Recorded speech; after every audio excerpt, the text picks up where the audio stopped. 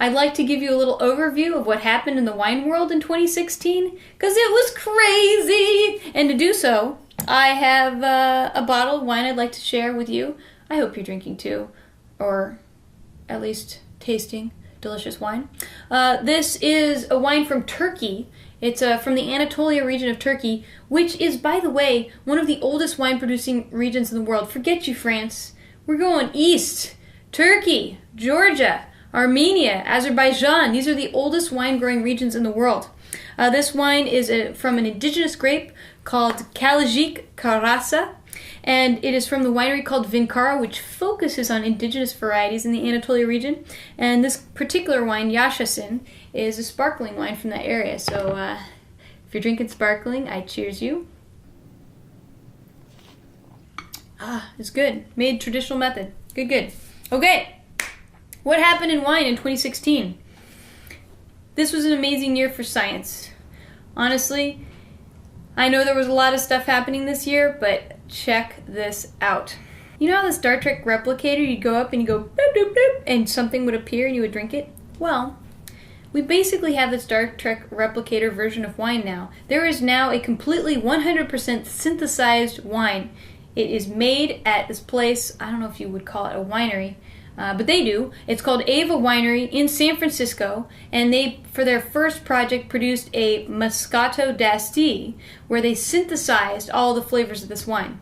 It was so popular when it came out, people were so curious about it, it completely sold out. I have no idea what this wine tastes like. If you have one, send it to me, I'll give you my honest opinion. Right now, I don't know, it's artificial wine.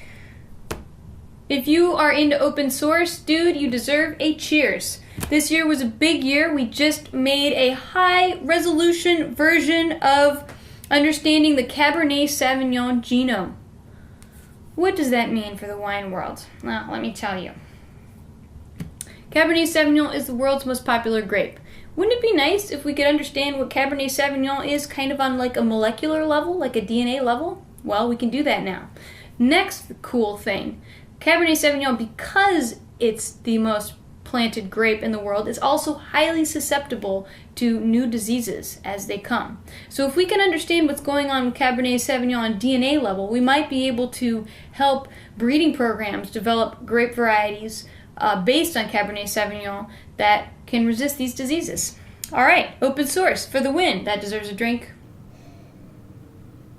We are one step closer to decoding what terroir is in wine. There is a lot of yes and no, terroir doesn't matter, and yes, it totally does. Well, the fact remains true. Master sommeliers, trained tasters can identify wines based on where they're from. Why is that?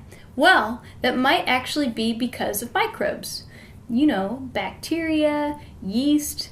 This study that came out this year looked at sort of the microbe population in a glass of wine, like understanding how these microbes might affect the wine. They're starting to notice that different populations survive in different regions. So the population of microbes in Napa, in the north side of Napa, is different than the population of microbes in Sonoma. And this might possibly actually affect the taste of wine. Go terroir.